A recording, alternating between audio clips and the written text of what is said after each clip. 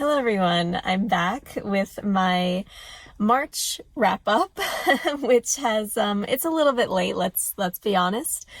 And I didn't make an April TBR because if you watched my last video, you know that I have been super busy with moving and all this stuff, so I'm just reading whatever I want in April. I'm not reading that much because I am literally so busy, I just don't have the time. So, for March, I did not read that much because I was busy. I read 6 or 7 books, which is not terrible. I don't think it's terrible, but yeah, that's what I read. So let me tell you, starting from the books that I least enjoyed to the book that was my favorite of the month. Okay, so the book that I enjoyed the least was Stoneblind by Natalie Haynes.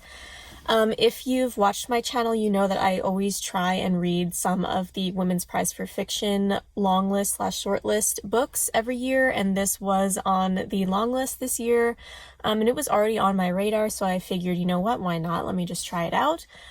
It wasn't that it was bad. I gave it 3 stars. I did DNF it, but I got like 75% of the way through, so I figured my opinion counted. It's not that I hated it or anything, it was just it didn't hold my attention. And because I am very busy right now, I need to read books that hold my attention and that I am really, really actually enjoying my time with, you know? Like, I don't want to waste my time on books that I'm not interested in.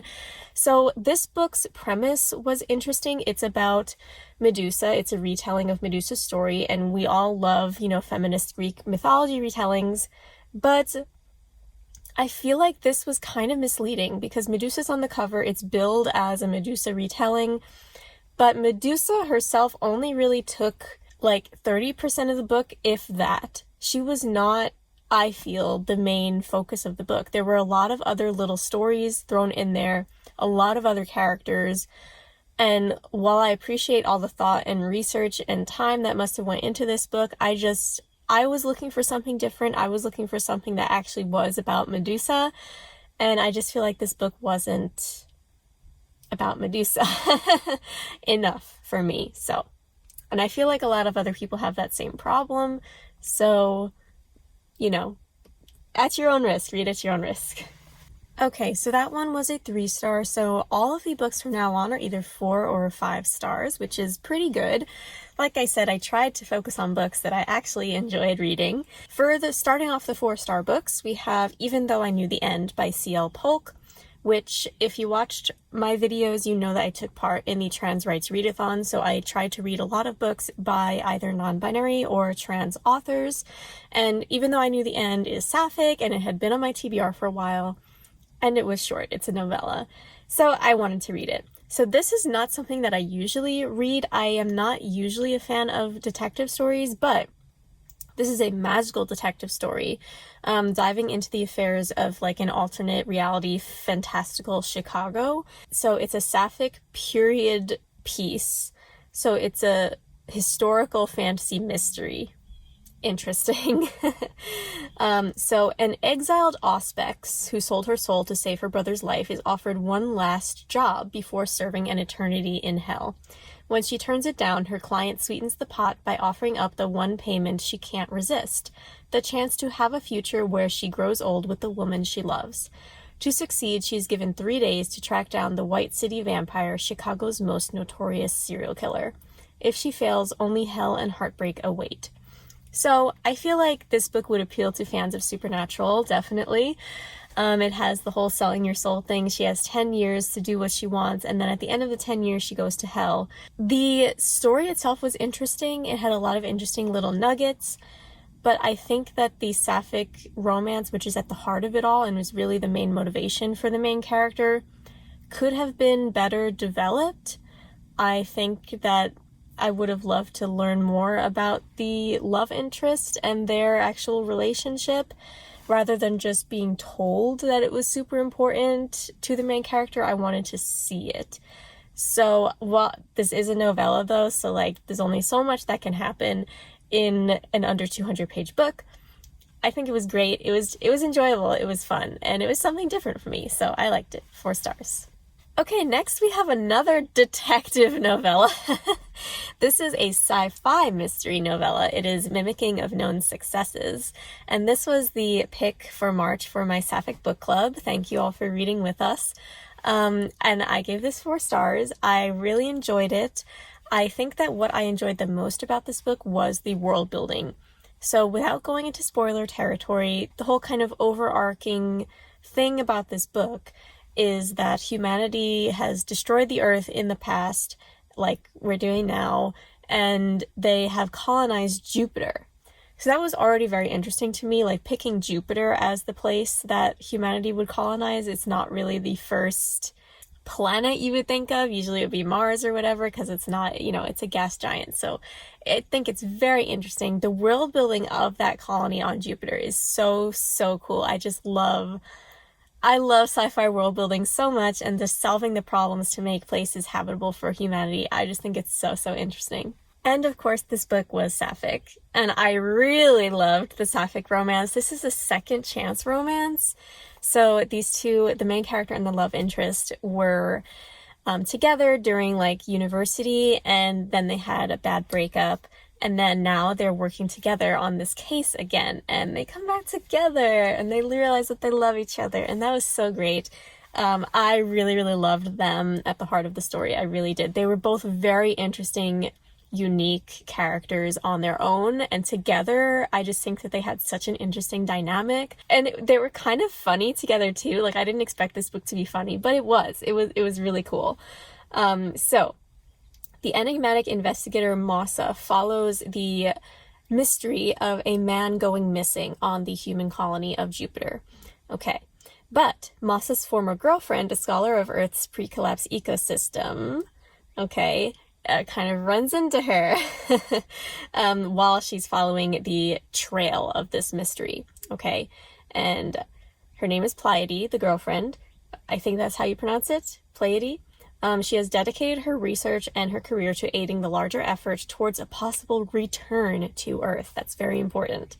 When Massa unexpectedly arrives and requests her assistance in her latest investigation, the two of them embark on a twisting path in which the future of life on Earth is at stake, and perhaps their futures together.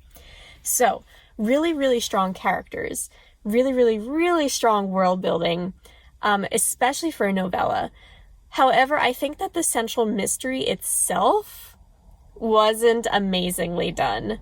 That was my only gripe. But I'm not a mystery person. I'm a sci-fi person, so that didn't bother me too much. So anyway, long story short, I really enjoyed this, and I believe it's going to be a series, so I'm definitely going to pick up the next one. Okay, next we're kind of switching gears from the fantasy sci-fi to a historical fiction. Trespasses, another book that is on the Women's Prize for Fiction Longlist. It was already on my radar, so I figured, why not? It takes place in the 1970s in Northern Ireland during the Troubles, and that's a period of history that I'm very interested in. My family is Irish, and I'm very interested in that. I read a lot of historical nonfiction about this, so I was interested to see a fictional book about the Troubles. So this follows Cushla, a young woman caught between allegiance to community and a dangerous passion. So again, this is not the kind of book that I would usually pick up, because it is a historical fiction, but it's much more literary than I usually like, and it deals with the main character having an affair, which is not something I usually like at all. But for this story, it was interesting, I think. So this is much more of a romantic historical fiction than something I would usually pick up. So the main character is Cushla, and amid daily reports of violence, she lives a quiet life with her mother in a small town near Belfast. By day, she teaches. At night, she fills in at her family's pub. At her pub, she meets Michael Agnew, a barrister who's made a name for himself defending IRA members. Against her better judgment, because Michael is Protestant and Cushla is Catholic, and Michael is also married, Cushla lets herself get drawn in by him and his sophisticated world, and an affair ignites. Then the father of one of Kushla's students is savagely beaten, setting in motion a chain reaction that will threaten everything and everyone Kushla wants most to protect. So I think the title of this book is really interesting. It talks about trespasses. So it's like a Catholic and a Protestant getting together. That's already a trespass. But then Kushla gets involved with this family of one of her students, and she kind of oversteps the bounds of what a teacher is supposed to do. And she's trespassing into their lives, and she kind of makes a little bit of a mess of things. I think Kushla was a really compelling heroine of the story. I do think it sometimes dragged a little bit, just because there was a lot of scenes with her and Michael, and I didn't really love that. You weren't supposed to, because it was supposed to be like anxiety inducing, and that was done very well. Kushla's emotions were really described very well throughout the story. But the last quarter of the book was so good. It was really, really good. Like, things really amped up to 11. It was so good. So I really enjoyed this book. I'm glad that I picked it up. And I am hoping to read some more books on the Women's Prize list this year, but I think I'm going to wait for the short list to come out. There's a couple of others that I'm interested in, like that book by Cecil Pinn, Wandering Souls, I think it's called, and a couple others, but we'll see what's on the short list. And then I don't think I'll have time to do a vlog this year, unfortunately, which is sad, because that's always a fun video to do, but it's okay. I'm glad I got to read these. Okay, so next we have Under Fortunate Stars by Wren Hutchings. This is the last 4-star book, and I really liked it. Obviously, I gave it 4 stars. I think that it must have been incredibly difficult to write this, because there were a ton of overlapping, like timelines and POVs. It was a complicated book, let's just say that. So it reminds me a lot of the TNG episode Yesterday's Enterprise, if you are a Star Trek fan, which is a good thing. Fleeing the final days of the generations-long war with the alien Felin, the smuggler Jareth's freighter, the Jonah, breaks down in a strange rift in deep space with little chance of rescue, until they encounter the research vessel Galleon, which claims to be from 152 years in the future. The Galleon's chief engineer, Uma, has always been fascinated with the past, especially the tale of the Fortunate Five, who ended the war with the Felin. When the Galleon rescues a rundown junk freighter, which is the Jonah, Uma is shocked to recognize the Five's legendary ship and their famed leader, Eldrick, among the crew. But nothing else about Eldrick and his crewmates seems to match up with the historical record, with their ships running out of power. More than the lives of both crews may be at stake. So the concept of this is so interesting. So the crew of this Jonah, which is this cargo freighter, they're called the Fortunate Five in the future, and they ended this big war that had been going on for years. But in reality, they are not really who they turn out to be, like who their stories are in the future. And so these people from the future, when they get caught in this time rift, have to kind of shape the people of the Jonah to become who they're meant to be and to end this war. I don't know. I feel like there was some weird romance stuff happening that I didn't really care too much about. So that kind of wasn't so enjoyable for me. I feel like it took away from the story for me, because there was already a lot going on and I didn't really need that extra complexity. That was just my feelings. I'm sure other people enjoyed that. I don't know. I thought it was really good. I mean, I don't know what else to say. I mean, I like sci-fi. If you like sci-fi, you definitely want to read this, because it's a really expertly crafted space opera. It really is. And it's so unique.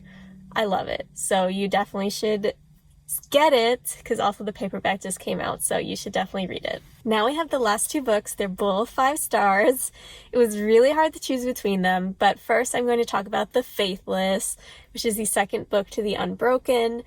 And you guys know that The Unbroken is one of my favorite books I've read this year. I read it in January. I love it. The Faithless is the sequel to that.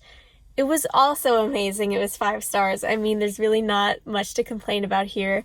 Since it's a sequel, I don't want to give too much away, but it was just so good. There was so much tension. I love them. I just love them, okay? I love the sapphic relationship. I love the intense politics in this world.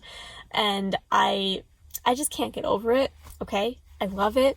It was long, but like I said about The Unbroken, I wanted it to be longer because I didn't want it to end. I just need more about these characters, and thankfully there will be a third installment. So I'm very happy about that. But C.L. Clarke needs to write more. They do. They need to write more books. Because Terrain and Luca are just amazing characters, so multifaceted and so drawn to each other in such a delicious way. I love it. I love the, moral dilemmas in the story. It's just so good. Amazing. I love it. While I loved it though, my absolute favorite book of March was A Day of Fallen Night by Samantha Shannon, which is the prequel to The Priory of the Orange Tree, which is like the sapphic Game of Thrones. A Day of Fallen Night is the prequel. It talks about the lives of 4 women, showing us the course of events that shaped their world for generations to come. So it has 4 points of views. My problem with The Priory, I actually rated Priory only 4 stars, is that there were too many points of views and I got a little confused by all of them. It was hard to follow a little bit. But this one, even though there were 4, which is usually too much for me, I didn't really have that problem. I didn't get confused by it. And I just thought it was really well done. It was very well balanced as well. So the first of the women is Tenuva, who is a sister of the Priory. For 50 years, she's trained to slay worms, but none have appeared since the Nameless One, and the younger generation is starting to question the Priory's purpose. Okay, so we have that very interesting stuff. To the north, in the Queendom of Innis, Sabran the Ambitious has married the new king of Froth, narrowly saving both realms from ruin. Their daughter Glorian trails in their shadow, exactly where she wants to be. Okay, so we have Tenuva and Glorian. And then the dragons of the east have slept for centuries. Dumai has spent her life in a Sekinese mountain temple trying to wake the gods from their long slumber. Now someone from her mother's past is coming to upend her fate. When the Dreadmount erupts, bringing with it an age of terror and violence, these women must find the strength to protect humankind from a devastating threat. Okay, so yeah, there's only 3 women listed. I'm not going to name the 4th one because I think it's a little bit of a spoiler. I love all of these characters so much. It's really hard to pick a favorite. Of course, there's a lot of sapphic-ness going on here. I just absolutely adore how Samantha Shannon makes that really, really clear, and it is a focal point of the story, and it's just beautiful. I love it. It's as beautiful as the cover. It really is. I love this book, and again, it was very long, but I didn't want it to end. So I am so excited for when the 3rd Priory book comes out because I will be pre-ordering it. I have this book. I actually have most of these books that I talked about, but they're packed away in boxes. But I have the Barnes & Noble signed edition, and I am so happy that I decided to do that because this is definitely an amazing, amazing book, and Samantha Shannon is actually becoming one of my favorite authors. So if you haven't read Priory, you can read this. They do stand alone from each other, but I think that Priory gives a little more context, and Priory is just awesome as well. So you should read that. I kind of want to reread it because I think after reading Day of Fallen Night, I might actually give Priory 5 stars. I want to reread it, but it's a big commitment, so we'll see when I do that. But regardless, I absolutely love Day of Fallen Night. It did not disappoint. All right, so that is it for my belated March wrap-up.